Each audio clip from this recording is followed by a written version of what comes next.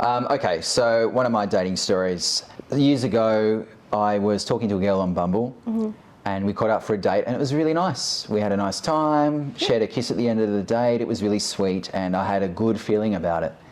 And then I was talking to her on Bumble a few days later, and I was pushing for a second date because I thought the first one went so well, why not push for a second one? And she said, you know what, Tim, I don't know, I'm really busy. I don't really have time to be dating at the moment. And then I said something like, really, are you sure? And she said, look, on Thursday I'm going to IKEA. Why don't you come with me?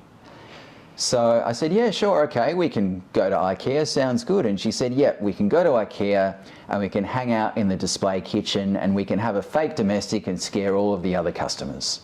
I'm like, yeah, that sounds great. You know, we can have a fake fight and scare everyone, and I can have a go at you for spending all your time with your friends and not hanging out with me. And then she said, oh yeah, and I'll have a go at you for, you know, spending all your time in the shed and not hanging out with me.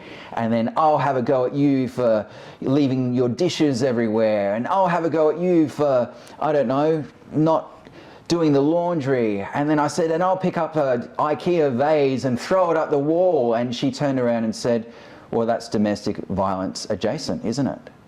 Oh my God. And the tone of the role play that she had initiated just died.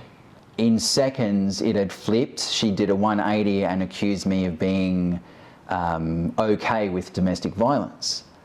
Now, I was just taking the game that she had initiated to another level. I was heightening it. I wasn't suggesting that I was going to throw an IKEA vase at her.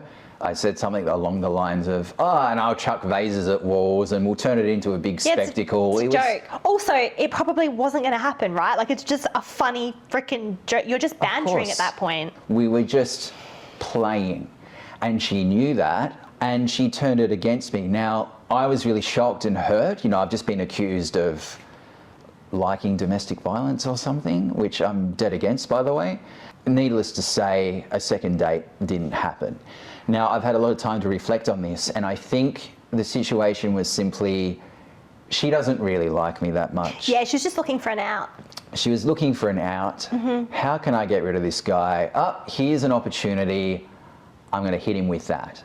Now, that's not to say she may have not had an experience with domestic violence. Maybe she was a little bit triggered by it. I don't know. I'm not a mind reader, but it was very manipulative. 100%. To turn that around on me. And also, like, sorry, as in the acting world, if you're doing improv, that's improv. Like, it's improv. It's just so bizarre to me. And I feel like, I don't know, I just feel like people are just wild on the apps. You go on this great date with someone and then they're a totally different person online. Like, what? Yeah, you know, I would have preferred her to say, you're not doing it for me. Yeah. I'm not interested. I'd rather her just be honest. Just be honest. Than turn it around on me. Or just be like, my grandma died or my cat died, sorry. Like. No, I don't think that's necessary either. Sorry. No, it's not. But, like, you know, if you're really terrible with confrontation and you don't want to be an asshole, like, just make some excuse, but don't be a bad person.